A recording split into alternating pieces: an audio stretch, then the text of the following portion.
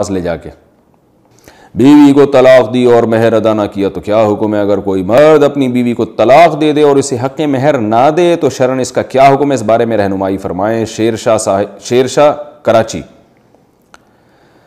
بھائی یہ بہت بڑا جرم ہے، کسی کا مال کھانا ویسے بھی حرام ہے، قرآن مجید میں اللہ کا ارشاد ہے، کیونکہ مالک تو بیوی مہر کی ہو چکی ہے۔ قرآن میں اللہ کا ارشاد ہے وَلَا تَأْكُلُوا أَمْوَالَكُمْ بَيْنَكُمْ بِالْبَاطِلِ، ناحق طریقے سے ایک دوسرے کا مال مت کھاؤ۔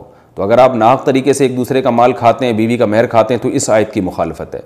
دوسرا، قرآن نے مہر کے بارے میں تو اور احتیاط کا حکم دیا، وَآتُوا النِّسَاءَ صَدُقَاتِهِنَّ نِحْلًا، اللہ فرماتے ہیں دل کی خوشی سے گفٹ سمجھ کے ان کو مہر دیا کرو، وہ مت کھاؤ۔ اور طلاق کے بعد اللہ نے اور الگ سے حکم دیا کہ لا تأخذوا من ان آتیتم احداہن قنطارا فلا تأخذوا منہ شیئا، کہ عورت کا مہر اگر سونے کا ایک پہاڑ بھی ہے نا تو اس میں سے بھی ایک دھیلا تمہیں رکھنے کی اجازت نہیں ہے جب تک بیوی دل سے راضی نہ ہو۔ تو کتنے سارے گناہ ہو گئے۔ چوتھی صورت، عورت کا مال کھانے کا ویسے ہی اللہ نے حرام قرار دیا ہے، لا یحل لکم ان ترثوا النساء کرہا، قرآن کی آیت ہے۔